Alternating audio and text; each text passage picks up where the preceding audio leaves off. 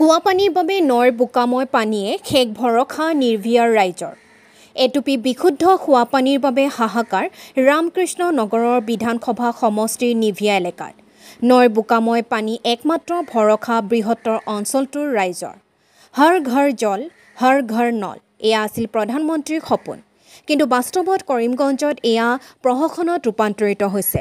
যদিও চৰকাৰী নথিপত্ৰৰ জল জীৱনৰ কাম ৮০% সম্পূৰ্ণ হৈছে সকলেহে জানে, কিন্তু বাস্তৱত ইয়াৰ ভিন্ন দৃশ্য আজি দেখিব আমাৰ দৰ্শকসকলে। কৰিমগঞ্জৰ ৰামকৃষ্ণ নগৰ সমষ্টিৰ অত্যন্ত অঞ্চল নিৰ্ভিয়াৰ ৯ নম্বৰ ৱাৰ্ডৰ এক কৰুণ দৃশ্য, য'ত খোৱা পানী আনিবলৈ যাব লাগে চিংলা নৈত, কিন্তু ইয়াৰ অৱস্থা অতি বেয়া। বিভিন্ন কৌশলৰে বোকাময় পানী খোৱাৰ উপযোগী কৰিব লগা হয় স্থানীয় ৰাইজৰ।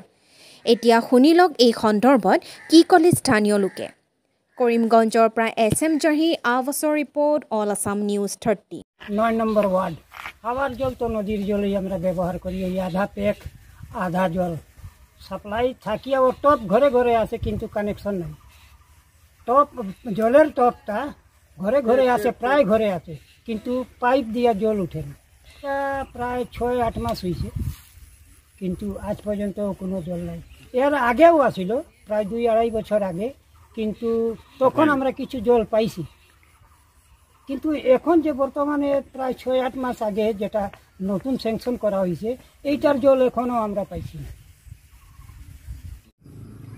আমরা রইল গিয়া মানে আমরা গ্রাম ছোটকু না হইলে আমরা জল পাই না। আমরা খাওয়ার জল খুব কষ্টে খাই, মানে আমরা আরেকবার থেকে আমরা বোরিং করার জল থেকে আনি, এটা খুব কষ্ট করিয়া। আমরা এরিয়া মানুষ কেউ পাই না, কিন্তু পাইপ যখন আছে কিন্তু জল কেউ দেয় না, জল পাই না। আমরা তো প্রায় এখন মনে হয় ২ বছর হয়ে যায়। এখন তো জল খাই আমরা একটা মানে গাথা একটা আছে, এখানে বৈষ্ণব বাড়ি আছে, ওটার থেকে খাই। এখন এটা ডুবাই লিছে, এখন তো আর খাইতে পারি না। ওখানেও আরেকবার সত্য নিয়েও বহুত দূর থেকে আমরা আনি জল, এক কলস হলে খুব কষ্ট হয়ে গেল।